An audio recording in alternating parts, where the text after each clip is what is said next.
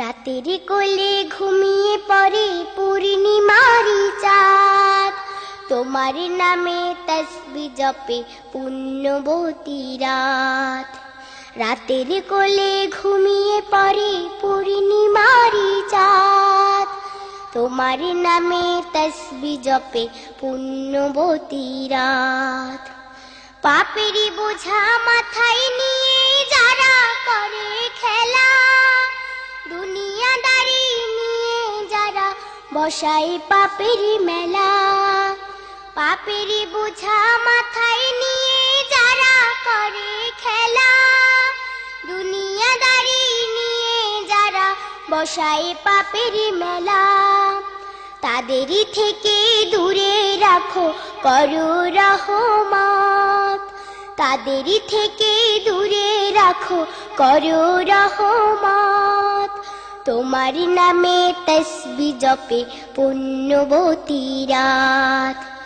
রাতের কোলে ঘুমিয়ে পড়ে পূর্ণিমারি চাঁদ, তোমার নামে তসবিহ জপে পুণ্যবতী রাত। রাখবেন, পছন্দ করার সময়ে কালো খাসির থেকে সাদা খাসির দাম বেশি, তাই না? কালো খাসির থেকে সাদা খাসির দাম বেশি। আমার মতো যদি কালো কেউ হয় তো বেশি টাকার দাম হবে না আমার, কিন্তু একজন যদি ভালো সাদা খাসি হয় তাহলে মাশাআল্লাহ তার দাম বেশি। সাদা জামাইয়ের দাম, সাদা জামাইয়ের পণ, সাদা জামাইয়ের যৌতুক বেশি লাগে। ভালো ভালো করতে গিয়ে কেউ কেউ বলে হুজুর কালো হলে মন ভালো, কিন্তু সাদা যদি মন ভালো হয় তো বেশি ভালো, সোনায় সোহাগা। এই করতে করতে পণ প্রথা কি হয়, বাড়তে থাকে, বেড়ে যায়। তারপরে কিছু না নিয়ে বিয়ে করতে বা দিতে চাইলে পাত্রীপক্ষ ভাবে যে নিশ্চয় ছেলেটার কিছু খুঁত ফুঁত আছে, তাছাড়া বিনা পয়সায় বিয়ে করবো কেন বলছে। হ্যাঁ, আপনি গেলেন, গিয়ে বললেন ভাই আপনার মেয়ে আছে, আমার ছেলের সঙ্গে বিয়ে দেন। কথাবার্তা হওয়ার পর বলছে তো কি কেমন নেবেন? বলছে না না না পন্টন কিছু নেবো না ভাই, বিয়ে আমি বিনা পয়সাতেই করবো, ইনশাল্লাহ মোহর দিয়ে বিয়ে করে নিয়ে যাবো। চট করেই তখন পাত্রীপক্ষের মনে ধাঁ করে ধাঁধা আসবে, আরে পণ নেবো না বলছে, তাহলে কি ছেলেটা আবার কিছু খুঁত ফুঁত আছে নাকি, এই খেপাটা বা ওঠে নাকি আবার? এরকম হয় না? হয় না? কেন হয় বলুন তো? যেহেতু সমাজে প্রচলিত হয়ে গেছে নেওয়া, এই নেবো না কেন বলছে, এটা অস্বাভাবিক ব্যাপার। নেবো না কেন বলছে, নিশ্চয়ই ছেলের কোনো খুঁত আছে। তখন আমার ছেলে, যখন আমি সমাজে এরকম অবস্থা দেখছি, তখন আমার ছেলে খুঁত থাকলেও আমি তখন কি করব, টাকা চাইবো না? চাইবো না? বাস, পণ প্রথা এইভাবেও বেড়ে যাচ্ছে। তারপরে পণ না নিয়ে থাকলে সামান্য কলহ দ্বন্দ্বের ফলে পাত্রীপক্ষ সন্ধির বদলে সহজে তালাক চায়। পণ না নিয়ে বিয়ে করেছেন, এবারে বউ নিয়েই হোক কিংবা বউয়ের বাড়ি নিয়েই হোক, শ্বশুর নিয়েই হোক, যা নিয়েই হোক, ঝামেলা হলো। ঝামেলা হয়ে দেখবেন যে সঙ্গে সঙ্গেই মেয়ের বাবা মেয়েকে নিয়ে বাড়িতে চলে গেছে, বলছে খালাস আমি আমার মেয়ে পাঠাবো না, তালাক দিয়ে দাও। এত তাড়াতাড়ি তালাক চাই কেন? যেহেতু দেওয়া নেওয়া নেই, আমার ক্ষতি হবে না কিছু, আমি অন্য জায়গায় বিধি দেবো। কিন্তু যদি 2 লক্ষ টাকা, 3 লক্ষ টাকা বা 1 লক্ষ টাকা পণ বা যৌতুক নেওয়া থাকতো, তাহলে সেই মেয়ের বাবা তাড়াতাড়ি করে তালাক চাইতো না। কারণ উনি বাবারই অতগুলো টাকা আমার নোকসান হয়ে যাবে, থাক বাবা, কষ্ট করে মেয়ে বাবা তুই থাক, শ্বশুর বাড়িতে থাক। তখন আর সালিশ করবে না, কি করবে? তালাক চাইবে। যদি টাকা না দেওয়া থাকে সালিশ করবে, টাকা না দেওয়া থাকলে সালিশের দরকার নেই, কিন্তু টাকা দেওয়া থাকলে তখন সালিশ করবে। কোন রকম করে মিউচুয়াল করে দাও। বোঝা গেল কি যে এটাও একটা পণ প্রথার কারণ, পণ বেড়ে যাওয়ার কারণ, যে খোলা নিতে প্রস্তুত হয় তাড়াতাড়ি, তার জন্য আগে পণ নিয়ে থাকে, তাহলে চট করে তালাক হবে না। মেয়েকে বঞ্চিত করে ছেলের নামে জমি ভিটে ইত্যাদি রেজিস্ট্রি করে দেওয়া পণ প্রথার একটা কারণ। অনেক মেয়ের বাবা আছে যারা মেয়েকে বঞ্চিত করে ছেলের নামে সব লিখে দেয়। জায়েজ না না জায়েজ? আল্লাহর আইনের হস্তক্ষেপ করা জায়েজ না না জায়েজ? জি হুজুর, কোরআনের বিরোধিতা করা কি জায়েজ হতে পারে? কিন্তু অনেক হতভাগা বাবা আছে, মেয়েকে জমি দেয় না, কাকে জমি দেয়? ছেলেকে জমি দেয়, শুধু ছেলের নামে লিখে দেয়। এই জন্যেই মেয়ের জামাই আগে থেকে চালাকি করে তারা কি করে, বলে না এইরকম করলে পরে আমাদের ফারাজিটা আগেই দিয়ে দাও, দিয়ে ফারাজির নামে কি নেয়, যৌতুক, জমি, পুকুর ইত্যাদি লিখিয়ে নেয়। পণ প্রথার এটা একটা কারণ। তবে জেনে রাখবেন এর উল্টোটাও কিন্তু পণ প্রথার কারণ। তার কারণ হচ্ছে যে একটা মেয়ের বিয়ে যখন দেওয়ার সময়ে মেয়ের বাবাকে 2-3 বিঘে জমি বিক্রি করতে হয়।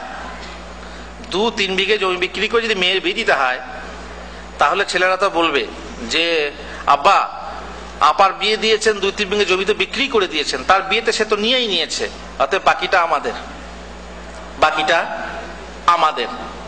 এই বলে যখন এরা দাবি করে, ছেলেরা দাবি করে, তখন হয় কি উল্টো দিক ভাবে, ঠিক এদিক থেকেও, মেয়ের পক্ষ থেকেও এবং ছেলের পক্ষ থেকেও, দুই দিক থেকে পণ প্রথা বেড়ে যায়।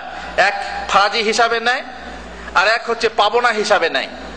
দুই ভাবে পণ প্রথা বেড়ে যাচ্ছে। তারপরে সমাজে বিশেষ করে বিবাহ শাদীতে উপহার উপঢৌক দেওয়ার যে প্রথা, লৌকিকতার রেওয়াজ বড়। উপহারে প্রেম ও ভালোবাসা বর্ধিত হয়। নববধূর মন যেমন এই শুভ মুহূর্তে নতুন মানুষের নিকট থেকে উপহার রূপে কিছু পেতে আকাঙ্ক্ষী হয়, তেমনি হয় নবজামাতার মন। কিন্তু অনেক ক্ষেত্রে অনুভূতিহীন পাত্রীপক্ষের জবাব থাকে, চাই না তো দেবো কি, চাই না তো দেবো কি, আপনি নেবেন না, কিন্তু মনে থাকে যে একটু উপহার পেলে হতো। আর শ্বশুর বাড়ির লোক ভাবে কি, চাই না তো দেবো না। যখন চাই না তো দেবো না ভাবে, তখন পাশ থেকে চাওয়ার একটা আবেগ সৃষ্টি হয়, চাওয়ার একটা চাহিদা সৃষ্টি হয়, চাইতে চাইতেই তখন এটা একটা পণ রূপে ধরা যায়। শাকচুন্নি, পাড়ার শাকচুন্নিদের কথা মতো অনেক সময়ে কি হয়, শাকচুন্নিদের কথা মতো পণ প্রথা একটা আবেগ বাড়ে। কিরকম, বউ এসেছে বাড়িতে, এসে কথাবার্তায় পাড়ায় হাঙ্গো তোমার ছেলের বিয়ে দিলে কি পেলে, শ্বশুর বাড়ি থেকে কি এলো? তো বলে না, আমার ছেলে পণ নেয়নি, বিয়েতে কিছুই পায়নি। বলে বাবা, যে কি চায় না চেয়ে নিলেও কি কিছু দিতে হয় না? অমকের বিয়ে হয়েছে, খাট পেয়েছে, আলমারি পেয়েছে, টিভি পেয়েছে, আর তোমাদের কিছুই নেই।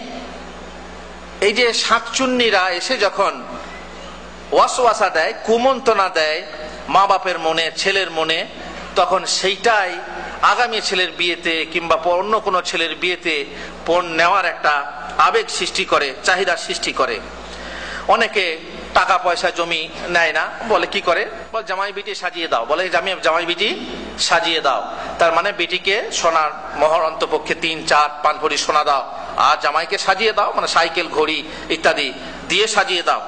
এই পণ প্রথার অনিবার্য পরিণতি কি? সময় শেষ হয়ে গেছে। অনিবার্য পরিণতি কি? এই বরপণ দিতে না পারলে শ্বশুর বাড়িতে কন্যার ভাগ্যে জোটে অকথন নির্যাতন, লাঞ্ছনা, ভঞ্জনা, বঞ্চনা, গঞ্জনা, ভৎসনা, স্বামী বা তার বাড়ির লোকের পাশবিক অত্যাচার, অনাদর অবহেলা, কমপক্ষে হতে হয় স্বামীর সোহাগ হারা। পরিশেষে বিবাহ বিচ্ছেদ, নচেত বধূর আত্মহত্যা, নতে অথবা লোভী পাষণ্ডদের পরিকল্পিত বধূ হত্যা। বাড়িতে মেয়ে এসেছে, মেয়ে পণ নেওয়া, বিয়ে না, পণ দিতে পারেনি আব্বা, সংসার করছে। হঠাৎ করে থালা বাটি ধুতে ধুতে একটা গ্লাস ভেঙে গেছে। গ্লাস ভেঙে গেছে, তখন ননদ বলছে, মায়ের বাড়ি থেকে আনতে তো কিছু পারোনি, এদিকে আবার আমাদের বাড়ির গ্লাস জিনিসপত্র ভেঙে দিচ্ছ। মেয়ের মনে আঘাত লাগবে না? লাগবে না? কথায় কথায় ননদ খোঁটা দেয়, শাশুড়ি খোঁটা দেয়, মায়ের কাছ থেকে কিছু পাওনি। মা বলে, আমার এক ভাগ্য, আমার বোনের ছেলের বিয়ে হয়েছে, খাট আলমারি কত কি পেয়েছে, আর আমার ছেলে কিছুই পায়নি। আমার ছেলে এতই অবিক্রি ছিল যে বিনা পয়সাতে বিয়ে করে নিয়ে এলো। বউ যখন এই কথা শুনছে, বারবার শুনছে, কোন কথা বাড়িতে হলেই বউকে গঞ্জনা, ভৎসনা শুনতে হয়। রাত্রেবেলায় যখন স্বামী কাছে আসে, স্বামীর কাছে ফিসফিসিয়ে বউ বলে, স্ত্রী বলে, তোমার মা আমাকে এই বলছে, তোমার বোন আমাকে এই বলছে, তোমার বোনাই আমাকে এই বলছে। তখন স্বামী হয়তো ভালো হলে তাকে ধৈর্য দেয়, ধৈর্য সহ্যের নসিহত করে, একটু সহ্য করো, একটু ধৈর্য ধরো, একটু মানিয়ে চলো। এইভাবে বলতে বলতে জেনে রাখবেন, সংসার সমুদ্র দুঃখ তরঙ্গের খেলা। আশা তার একমাত্র ভেলা। আর সেই মহিলা একমাত্র আশা রূপে যখন স্বামীকে পায়, কিন্তু অবশেষে স্বামী যখন অবহেলা প্রদর্শন করে, স্বামী যখন বলে হ্যাঁ সত্যিই তো তোমার বাপ কিছুই দেয়নি, তো বলবে না কথা, তখন শেষকালে যখন স্বামী ও লাথি মেরে দেয়, তখন সেই মহিলা তার বুকে আর আবেগ কি করে রাখতে পারে যে হয় আত্মহত্যার পথ বেছে নেয়, আর না হয় তার মুখ চলতে শুরু করে। আর তখন সে জবাব দিতে শুরু করে, জবাব দেয় শাশুড়িকে, জবাব দেয় ননদকে। আর জবাব যখন দেয় তখন অত্যাচার শুরু হয়, মারধর শুরু হয়। আপনারা পত্র পত্রিকায় দেখে থাকবেন যে পরিকল্পিতভাবে বধূকে আগুন ধরিয়ে দেওয়া হয়েছে এবং মেরে তাকে ফাঁসিতে ঝুলিয়ে দেওয়া হয়েছে। কি জন্য? শুধু পণ প্রথার জন্য, যৌতুক প্রথার জন্য তাকে হত্যা করা হয়েছে। এইভাবে কথায় কথায় লাঞ্ছনা গঞ্জনা দিয়ে দিয়ে শেষ পর্যন্ত মৌ যখন সোচ্চার হয়েছে, তখন শেষ পর্যন্ত মারামারি এবং শেষকালে তাকে হত্যা করা হয়েছে। আত্মহত্যা, অনেক মহিলা আত্মহত্যা, অবশ্যই এটা ধৈর্যের বিপরীত, আল্লাহর আইনের বিপরীত এটাও। কিন্তু ছোট্ট যে মহিলা, সে অল্প বয়সের মেয়ে, এবং সে মেয়ে এইসব কথা সহ্য করতে পারে না। যখন তার বাপের বিরুদ্ধে কথা বলা হয়, মায়ের বিরুদ্ধে কথা বলা হয়, ফকির কিছু দিতে পারে না, ফকির তার এমনি বিয়ে দিয়েছে, মেয়েকে দিতেও হয় না, ইত্যাদি ইত্যাদি যখন কথা বলা হয়, তাকে যখন কথা শোনানো হয়, সে মহিলা সহ্য করতে পারে না, তখন মহিলা আত্মহত্যা করতে বাধ্য হয়।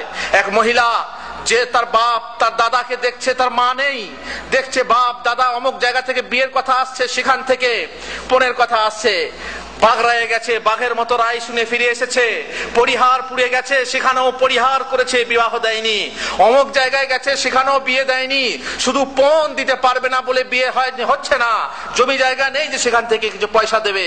শেষকালে বাপ আর দাদা ফয়সালা করেছে ঘরের ভিটা বিক্রি করে মেয়ের বিয়ে দেবে। একমাত্র মেয়ে, তার বিয়ে হয় না পণ ছাড়া, বাড়ির বিক্রি করে বিয়ে দেবে। মেয়ে চিন্তা করছে যে আমার আব্বা, আমার দাদা বাড়ি বিক্রি করে দিলে যাবে কোথায়, আমি তো শ্বশুর বাড়ি চলে যাব, কোথায় গিয়ে আশ্রয় নেবে। রাত্রে সেই পর্দানসীন মহিলা, নামাজি মহিলা, যে মহিলা তাহাজ্জুদ পড়ে, সে তাহাজ্জুদের নামাজের পর হাত তুলে দোয়া করছে, আল্লাহ গো তুমি আমাকে মেয়ে করে কেন জন্ম দিয়েছিলে, আল্লাহ আমার বাপ আমার দাদা এত পেরেশান হয়ে যাচ্ছে আমার বিয়ের জন্য, যে পণ ছাড়া কেউ বিয়ে করতে চায় না, আল্লাহ তুমি আমাকে কেন জন্ম দিয়েছিলে মেয়ে করে, আল্লাহ তুমি আমাকে তুলে নাও, আল্লাহ তুমি আমাকে তুলে নাও, আর আমার বাপ আর দাদার ভাগ্য খারাপ করো না, আমাকে তুলে নাও। এই দোয়া করছে, আল্লাহ তাআলা তার দোয়া কবুল করছেন, এবং শেষ রাত্রে এক সাপ এসে তাকে দংশন করছে, মেয়ে মারা যাচ্ছে। কার দোষ এটা? কার জন্য আত্মহত্যা হচ্ছে? কার জন্য এই দোয়ার জন্য আল্লাহর কাছে হাত উঠছে? এই অভিশাপ কার জন্য? পণ প্রথা, যৌতুক প্রথা যুব সমাজের জন্য বড় অভিশাপ। এই প্রথা থেকে তওবা করতে হবে মুসলিম সমাজের সকল এই যুবক ভাইদেরকে, যেমন ওয়াদা নিলাম, আমারও ওয়াদা করেন ইনশাআল্লাহ এই যৌতুক প্রথার বিরুদ্ধে আমরা লড়বো ইনশাআল্লাহ। কেউ পণ দেবো না, নেব না। এই নিরীহ নারীর উপরে অত্যাচার, স্বাভাবিকভাবে নানা অত্যাচার। মুহাম্মদ রাসূলুল্লাহ সাল্লাল্লাহু আলাইহি ওয়াসাল্লাম বলেছেন, আল্লাহুম্মা ইন্নী উহাররিজু আলাইকা হাক্কা যায়ফাইন, আল্লাহ আমি তোমার ব্যাপারে আমার উম্মতকে গুনাহ দিচ্ছি, গুনার ব্যাপারে সতর্ক করছি দুই দুর্বল শ্রেণীর মানুষের জন্য। এক হচ্ছে মহিলা, নারী, আর দ্বিতীয় হচ্ছে এতিম। নারী আর এতিম, যে অবলা, যাদের মুখ বলার মতো মুখ নেই, যারা নিরীহ, শ্বশুর বাড়িতে এসে একান্ত অনুগ্রহ ছাড়া চলতে পারে না, শাশুড়ির অনুগ্রহ চাই, তাছাড়া সংসারে চলতে পারবে না, শ্বশুরের অনুগ্রহ চাই, ননদের অনুগ্রহ চাই, দেওর তো বলা ঠিক না, স্বামীর ভাইদের অনুগ্রহ চাই, অনুগ্রহ ছাড়া শ্বশুর বাড়িতে চলতে পারে না। এই নিরীহ নারী নির্যাতন সহ্য করতে করতে কথায় নির্যাতন, ভৎসনা, গঞ্জনা, আর তার পৃথিবীতে বেঁচে থাকার লাভ কি?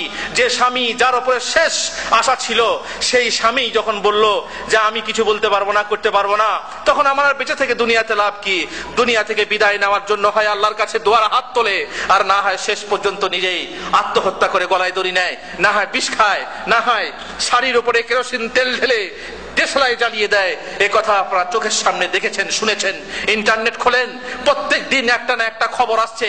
বধূ বধূ নির্যাতন কেস, বধূ নির্যাতন কিংবা এই ব্যাপারে আত্মহত্যা ইত্যাদি, এসব দেখে শুনে আমাদের অন্তরকে উন্মুক্ত করতে পারে না, আমাদের হৃদয়কে প্রজ্বলিত করতে পারে না, আমাদের হৃদায়াতের পথ উন্মুক্ত করতে পারে না, তাহলে আমরা বড় হতভাগা, আমরা হতভাগা।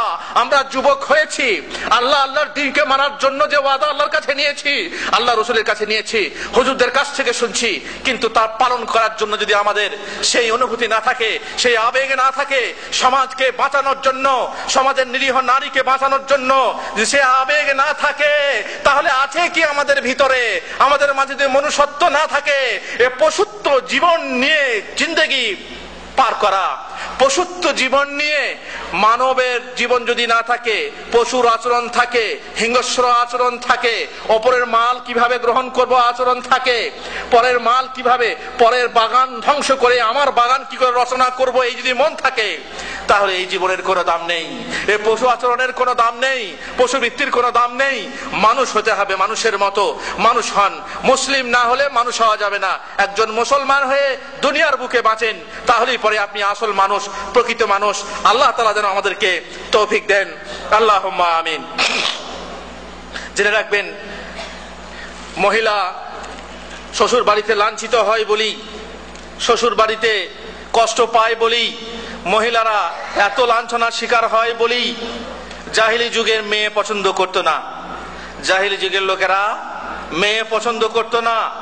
মেয়ে জন্ম হওয়ার সাথে সাথেই সঙ্গে সঙ্গে তাকে জীবন্ত অবস্থায় মাটিতে পুঁতে দিত, মাটিতে দাফন করে চলে আসতো।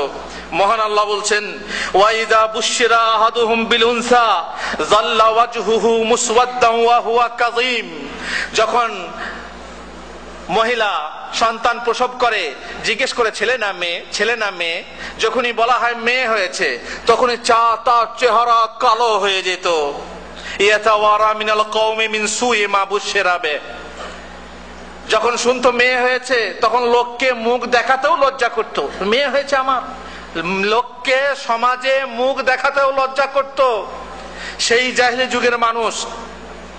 আর আমরা এই জাহিলি যুগের মানুষ, আধুনিক জাহিলি যুগের মানুষ, যারা খোঁজ করি না যে সন্তান ছেলে হয়েছে না মেয়ে হয়েছে, এ খোঁজ নেওয়ার আগেই আমরা আল্ট্রাসাউন্ড করে দেখি ছেলে না মেয়ে।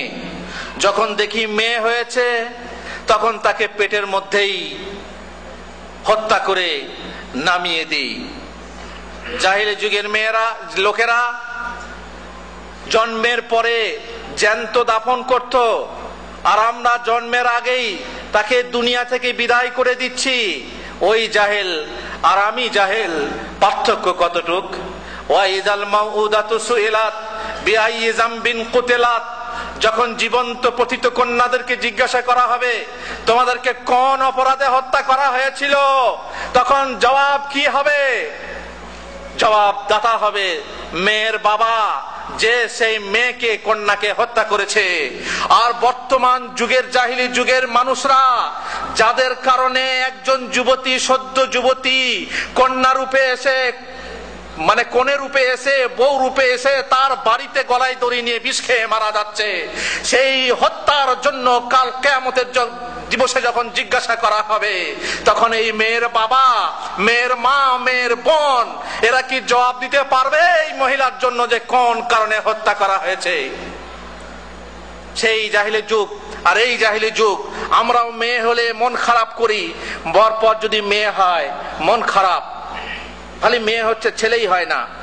অনেক মেয়েকে লাঞ্ছনা করা হয়, পরপর মেয়েই হয়ে যাচ্ছে। এক ছেলে, এক পুরুষের দুটো তিনটে মেয়ে হয়েছে, ভাবছে এবার ছেলে হবে, এবার ছেলে হবে। শেষকালে খবর নিয়ে শুনছে এবারও মেয়ে হয়েছে। তখন তো ধূপ ঘোড়ার ডিম, এতদিন থেকে অপেক্ষা করে করে এলাম, ছেলে মেয়েই হয়ে যাচ্ছে, মেয়েই হয়ে যাচ্ছে, ছেলেই হয় না, এ মেয়েকে তালাক দেবো। অনেক বেউকুব দা গ্রেট তালাক দিয়ে দেয়, কিন্তু এই বেউকুব বুঝে না যে জমি একজনের, কিন্তু বীজ আমার। যেমন বীজ পুঁতবো সেই রকম ফসল হবে, তাতে জমির দোষ কি? জমির দোষ আছে না, যে চাষির দোষ। তুমি চাষ করো, চাষি তুমি বীজ পুঁতেছ, মেয়ের বীজ, মেয়ে হয়েছে, তাতে জমির দোষ কি? কিন্তু এ বেউকুফ বোঝে না, ভাবে মেয়ের দোষ তাই মেয়ে হচ্ছে, অতএব এই মেয়েকে তালাক দিয়ে দাও। অথবা সে মেয়ের উপরে গঞ্জনা খায় যে তুই কিছুই জানিস না, তোর কিছুই মুরাদ নেই, তোর খালি মেয়েই হয়ে যায়। আরে মুরাদ তো তোর নেই, তুই তো খালি মেয়ে পয়দা করতে জানিস, তোর ভাগ্যে যে ছেলে নেই। কিন্তু আল্লাহর তরফ থেকে আল্লাহ যাকে ইচ্ছা মেয়ে দেন, যাকে ইচ্ছা ছেলে দেন, আর আল্লাহ যাকে ইচ্ছা ছেলে মেয়ে উভয় দেন। এ দোষ কোন না ছেলের আছে আর না মেয়ের। কিন্তু অনেক বেউকুফ যারা বোঝে না, শুধু শুধু নিজের স্ত্রীকে দোষারোপ করে। এই জাহিলি যুগের লোক, আমরা এই বর্তমান আধুনিক যান্ত্রিক সভ্যতার যুগের লোক কত বড় জাহেল। জেনে রাখবেন, স্ত্রীর নির্মল প্রেম ও শ্রদ্ধা থেকে বঞ্চিত হতে হয় পণ প্রথা, পণ কারণের জন্য। পণ নিয়ে বিয়ে করলে স্ত্রীর সোহাগ আপনি পাবেন, ওপরে ওপরে পেতে পারেন, কিন্তু অন্তর থেকে পাবেন না। চোখের সামনে আপনি তার মা বাপকে ভিখারি করেছেন, চোখের সামনে আপনি তার মা বাপকে ভিখারি করেছেন, তাকে আপনি বউ করে নিয়ে এসেছেন।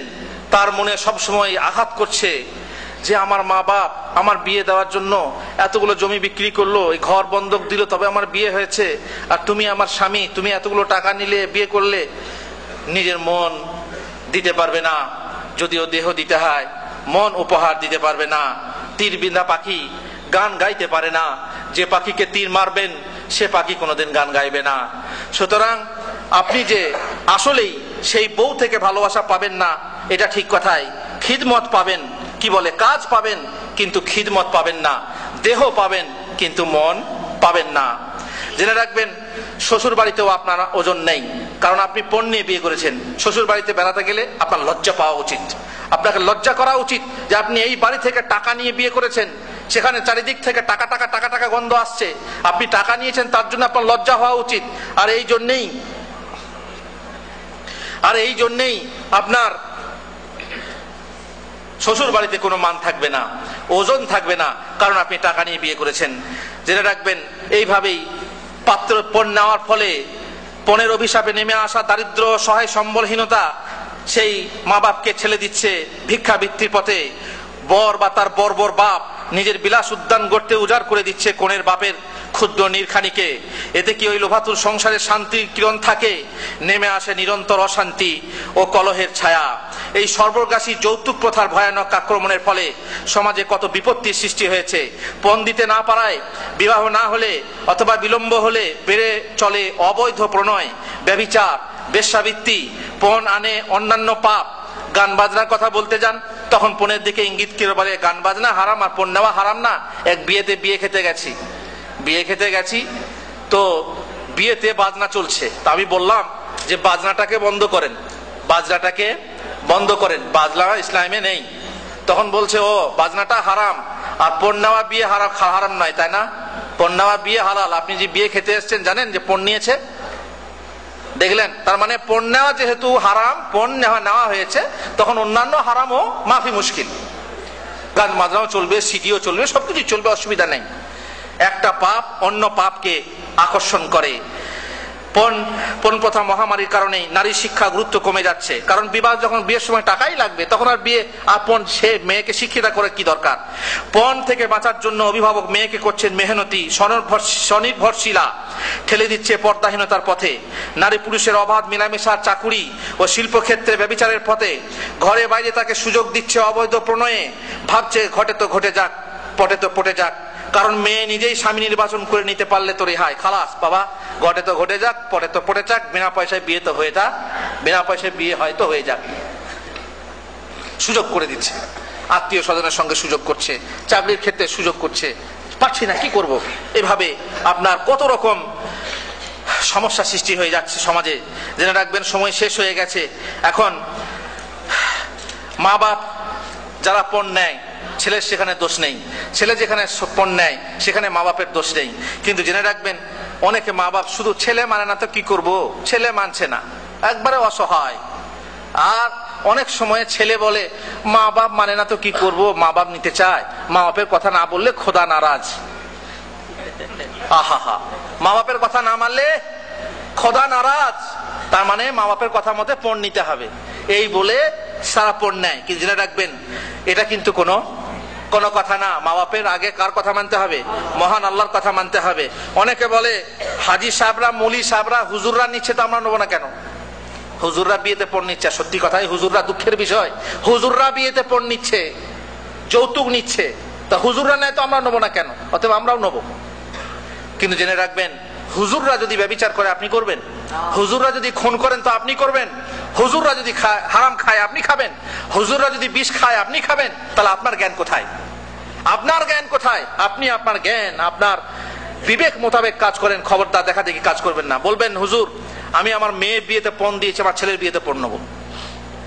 আপনি আপনার মেয়ের বিয়েতে পণ দিয়েছেন তাই ছেলের বিয়েতে পণ নেবেন। মেয়ের বিয়েতে পণ দেন নেই, পণ দিতে বাধ্য হয়েছেন, তাই বলে আপনি আপনার ছেলের বিয়েতে পণ নেবেন, এটা কি যুক্তির কথা? না। কেন? যদি রহিম ভাই করিম ভাইয়ের বাড়িতে ডাকাতি করে, তাহলে করিম ভাই কি রহিম ভাই ডাকাতি করবেন নাকি? আপনার বাড়িতে যদি আমি ডাকাতি করি কোনো রকমে, তাহলে আপনি কি আমার বাড়ি ডাকাতি করবেন? না। একজন ভুল করেছে আর সেই ভুল দেখে আপনি দ্বিতীয়বার ভুল করবেন, এটা আপনার জন্য উচিত না। জেনে রাখবেন, অনেকে বলে যুগ বদলে গেছে হুজুর, পণ না নিলে হয় না। পণের যুগ, পণ নিতে হবে। যুগ বদলায়নি। যুগে সেই আকাশ, সেই বাতাস, সেই চাঁদ, সেই সূর্য, সেই মানুষ, সেই বিবেক, সব কিছুই আছে। আর সবার আগে আমাদের কোরআন ও হাদিস আছে। যুগ বদলায়নি। যুগ বদলে গেছে, মানুষ, যুগের মানুষ বদলে গেছে। সুতরাং আপনি আপনাকে বদলাবেন না, আর বদলে যাওয়ার ফলে আপনি নিজেকে গড্ডালিকা প্রবাহে ভাসিয়ে দেবেন না। জেনে রাখবেন, পণ প্রথা দূর করতেই হবে। আর বলার সময় নেই, আমি এখান থেকেই আমার বক্তব্য শুরু করছি। আবার আপনাদেরকে স্মরণ করিয়ে দিচ্ছি যে পণ দেবো না, পণ নেবো না, এই সবসময় এই কথা মনে রাখবেন। আইন পর্দা প্রথা চালু করেন, নারী দেহ নিয়ে অশ্লীল ও নোংরা ছবি, নারী দেহ নিয়ে ব্যবসা বিজ্ঞাপন ইত্যাদি বন্ধ।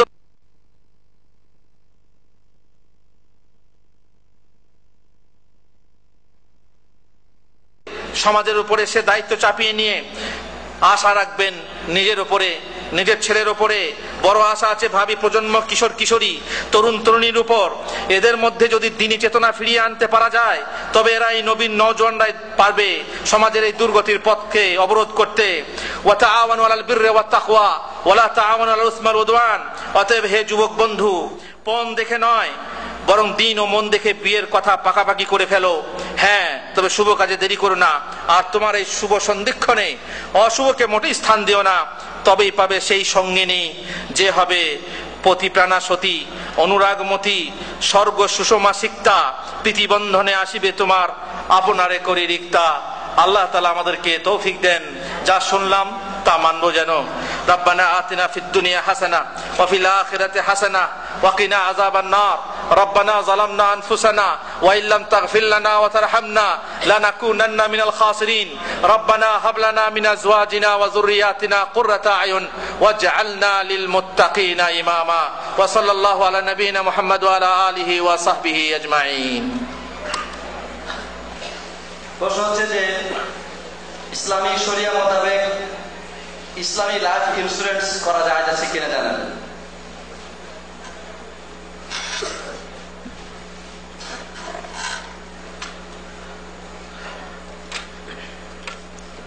আলহামদুলিল্লাহ রাব্বিল আলামিন ওয়াসসালাতু ওয়াসসালামু আলা রাসূলিল কারীম ওয়া আলা আলিহি ওয়া সাহবিহি আজমাইন। প্রশ্নের ভাবধারায় ইসলামী আইন অনুযায়ী লাইফ ইন্স্যুরেন্স যদি করা যায়, যদি ইসলামী আইন অনুযায়ী করা যায় তো সে তার কোনো প্রশ্নই নেই, এটা কোনো প্রশ্নের বিষয়ই না। ইসলামী আইন অনুযায়ী যদি কোনো ব্যাংক পরিচালিত হয় তো সেই ব্যাংক থেকে আপনি লাইফ ইন্স্যুরেন্স করেন, টাকা পয়সা জমা রাখেন, সব আপনার জায়েজ। তবে প্রশ্ন থাকবে যে সত্যপক্ষে তা ইসলামী শরিয়া অনুযায়ী পরিচালিত কি না। যদি পরিচালিত হয় তাহলে বৈধ।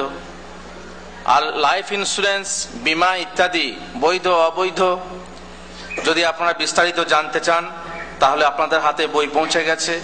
ব্যাংকের সুদ হালাল কি এটা পড়ে নেন। ব্যাংকের সুদ হালাল কি না শুরু থেকে শেষ পর্যন্ত পড়ে নেন। এতে ইন্স্যুরেন্স, কোন ব্যাংকে টাকা রাখা জায়েজ, ব্যাংকে টাকা রাখলে না রাখলে কি হবে না হবে বিস্তারিত আলোচনা আছে, পড়ে নেন দয়া করে।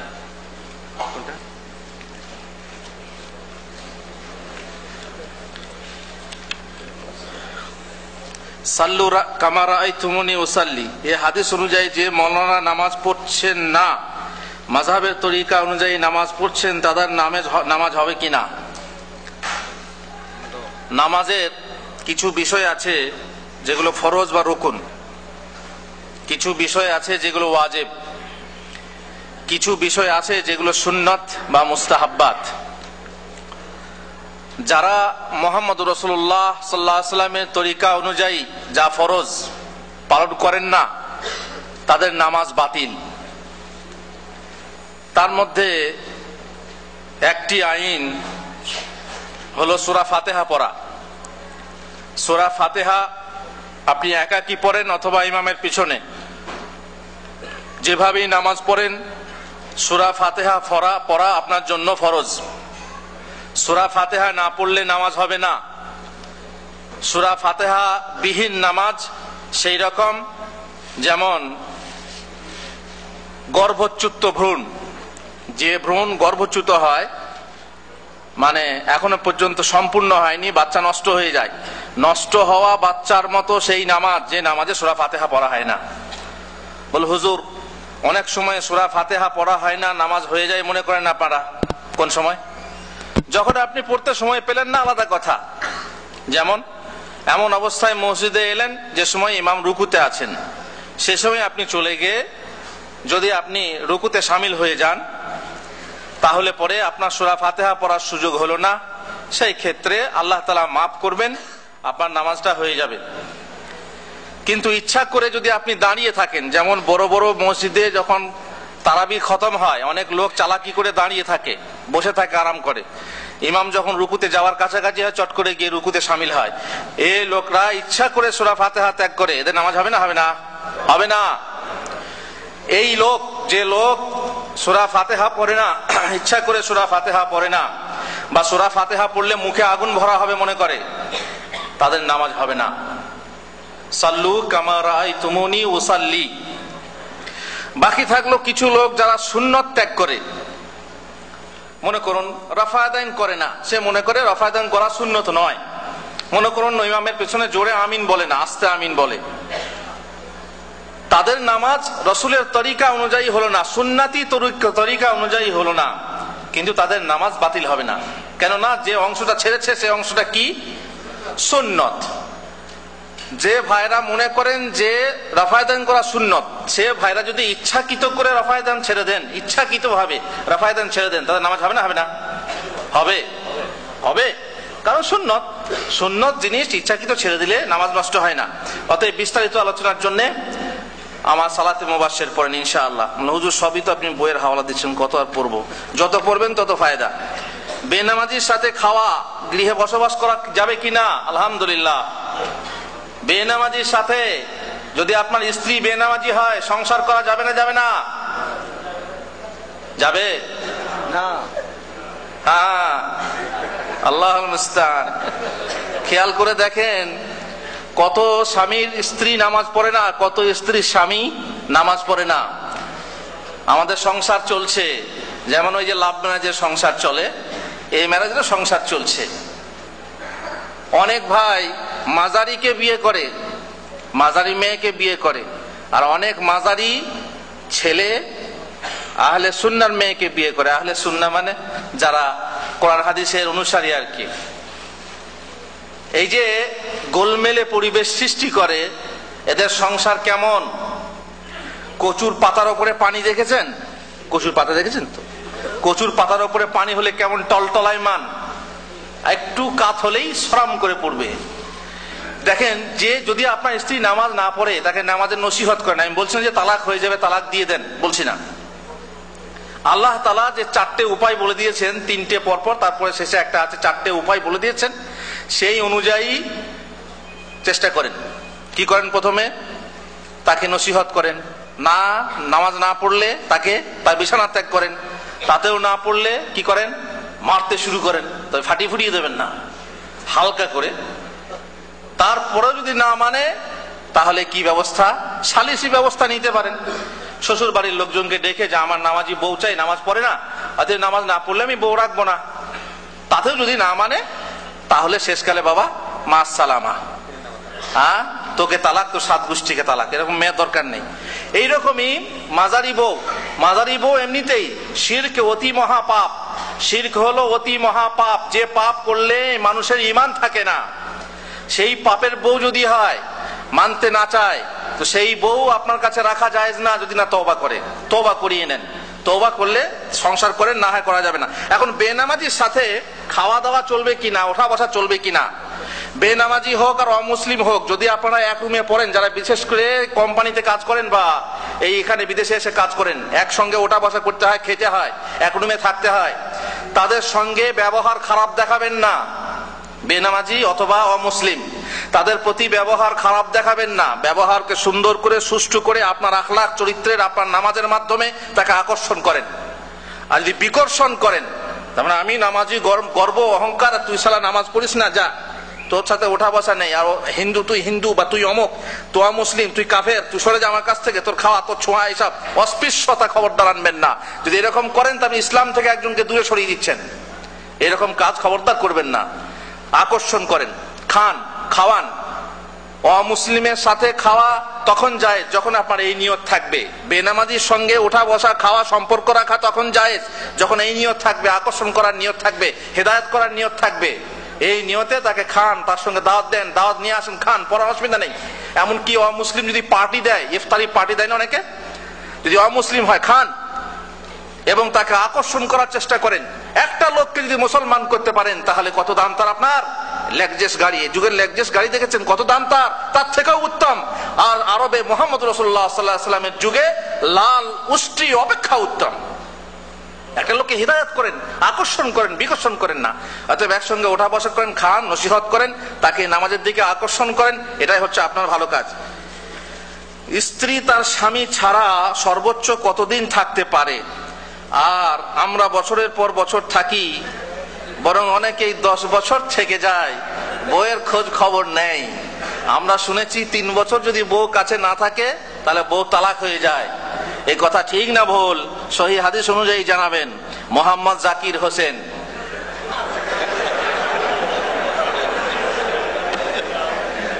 স্ত্রী যদি তার স্বামীর সঙ্গে চুক্তি করে যে আমি সৌদি আরব চললাম, 2 বছর আমি বাড়ি আসবো না, তুমি কি রাজি আছো? স্ত্রী বলে অসুবিধা নেই, কি আর করি, টাকা পয়সারও দরকার আছে, ছেলে মেয়ে মানুষ করতে হবে, আচ্ছা যাও, আমি সবুর করে থাকবো। তাহলে মাফি মুশকিল, কোনো মুশকিল নেই। এবার আপনি এখানে এলেন, সেই চুক্তি খেয়াল না রেখে থেকেই গেলেন, বউ বলছে বাড়ি এসো, আপনি গেলেন না। 2 বছর, 3 বছর, 4 বছর, অনেকে 10 বছর বাড়ি যায় না, সুবহানাল্লাহ। আর বউ বলছে তুমি যদি না আসো তাহলে আমি অন্য পথ দেখবো, পরিষ্কার বলেও দিচ্ছে। এরকম খবর আছে আমার কাছে, টেলিফোন আসে আমার কাছে মাঝে মাঝে, হুজুর এই অবস্থা হয়ে গেছে, খালাস। এখন আপনি বুঝে নেন, যত পাপ ওদিকে হবে ওই পাপের একটা ভাগ আপনার ঘাড়ে চাপবে। বলে হুজুর যে পাপ করবে সে ভোগ করবে, যে কাঠ খাবে সে আঙ্গার হাঁকবে। তো সে কাঠ খাবে, আমি আঙ্গার হাঁকবো কেন? বলে না, সে কাঠের আঙ্গার আপনাকে হাঁকানো হবে না, বরং ওই কাঠ থেকে আর এক কাঠ তৈরি হবে, সেই কাঠের আঙ্গার আপনি হাঁকবেন। মানে পাপ হওয়ার ফলে, পাপ করার ফলে যে একটা পাপ আপনি কারণ হয়েছেন, সেই কারণ হওয়ার যে একটা পাপ আপনি ভোগ করবেন। অর্থাৎ চুক্তি অনুযায়ী ফিরে যাওয়া আপনার জন্য ওয়াজিব। যদিও আপনার কাফিল ছুটি না দেয়, খরচে নেহাই লাগিয়ে চলে যান, তবু আপনার স্ত্রীর সঙ্গে চুক্তি ভঙ্গ করবেন না। কারণ আপনার স্ত্রীকে ব্যভিচারের পথে পা বাড়াতে বাধ্য করবেন না। বাকি যদি 3 বছর থাকতে স্ত্রী রাজি হয়, থাক ঠিক আছে, এবছর ছুটি হলো না, আগামী বছরে এসো, তাহলে কি তালাক হয়ে যাবে? না, এটা বাজে কথা। অটোমেটিক তালাক হবে না। যদি স্ত্রী রাজি থাকে তাহলে তালাক হবে না। কিন্তু হাদিসে আছে যে সাধারণত মেয়েরা মোটামুটি 4 থেকে 6 মাস স্বামী ছাড়া থাকতে পারে। এটা হলো প্রকৃতিগত ব্যাপার, স্বাভাবিক ব্যাপার। হযরত ওমর রাদিয়াল্লাহু তাআলা আনহু একদিন রাতে বেরোলেন খোঁজ খবর নিতে, তো দেখলেন এক মহিলা কবিতা পড়ছে।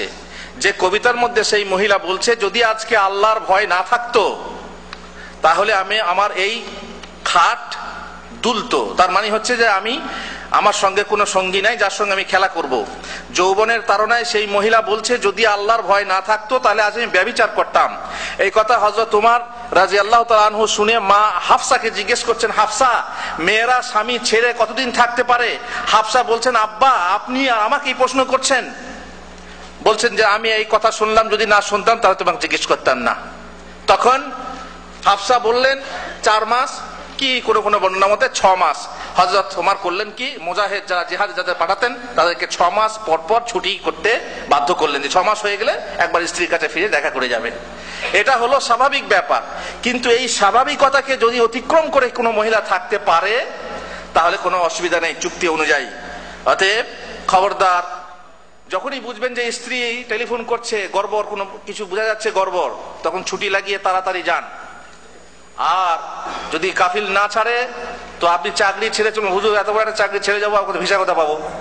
কিন্তু এর থেকে বড় সর্বনাশ আপনার ঘরে হচ্ছে, সেখানে সেই সর্বনাশ রক্ষা করতে আপনার দায়িত্ব বিরাট। কোন মহিলা সুন্নত পড়া অবস্থায় তার স্বামী যদি তাকে ডাক দেয়, তাহলে সে কি নামাজ ছেড়ে দিয়ে স্বামীর আদেশ শুনবে? এটা শরীয়তের বিধান কি?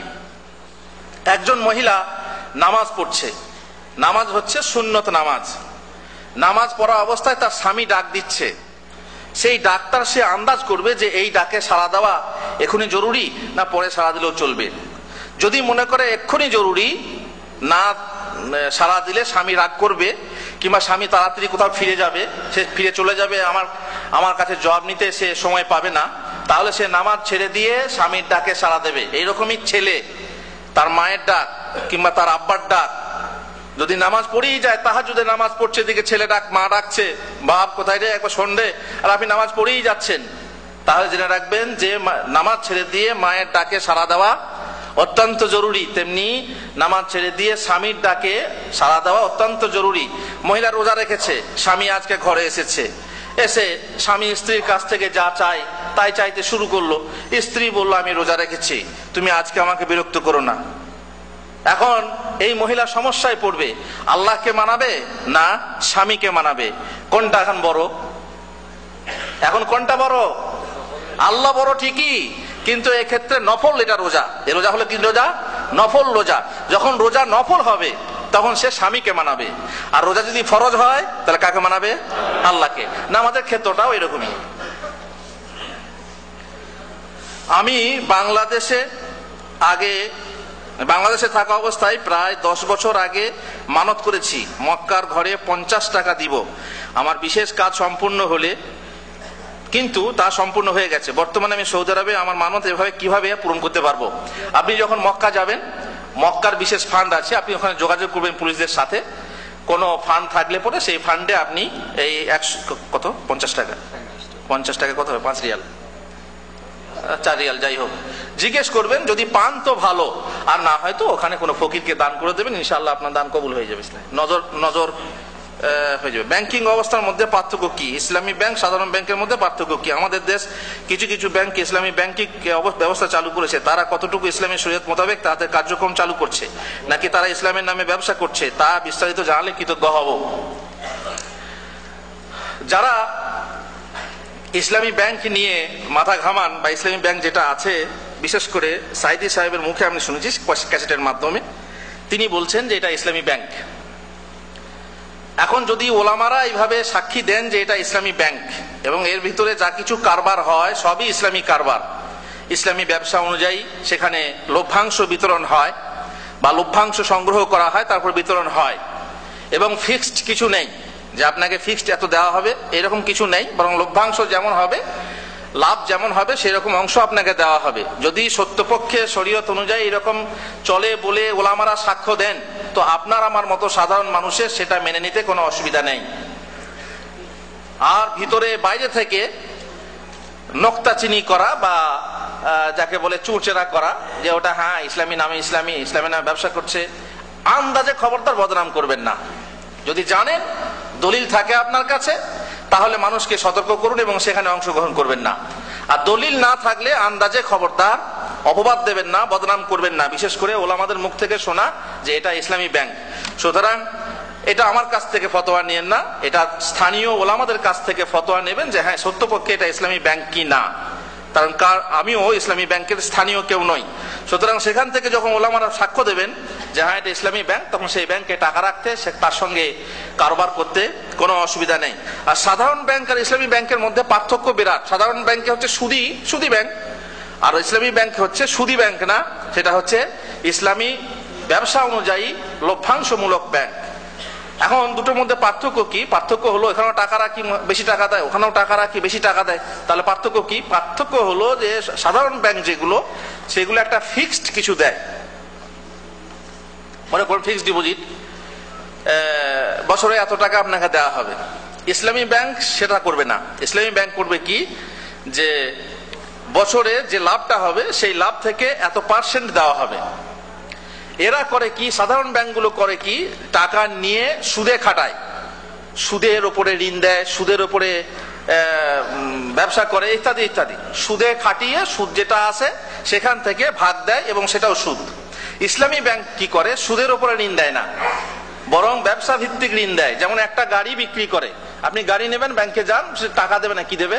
গাড়ি দেবে। গাড়িটা হয়তো দাম বেশি নেবে। গাড়ি যদি দাম বেশি নেয় তো তার ফলে কি, আপনি যে কিস্তিতে টাকা শোধ করবেন তার কি সুদ হবে? না, দাম বেশি নিল, এটা ব্যবসা স্বরূপ। যে টাকাটা, যে লাভটা আসবে সেই লাভটার একটা অংশ % নির্দিষ্ট না করে আপনাকে ভাগ করে দেবে। এই হলো পার্থক্য। এই পার্থক্য অনুযায়ী ইসলামী ব্যাংক বা ইসলামী শরীয়তের যে লভ্যাংশ, এটা হচ্ছে হালাল। আর ওরা যেটা লভ্যাংশ বলে সেটা আসলে ইন্টারেস্ট, লভ্যাংশ নয়, সেটা হলো সুদ। অতএব এই দুটো পার্থক্য মনে রেখে আপনারা কাজ করবেন।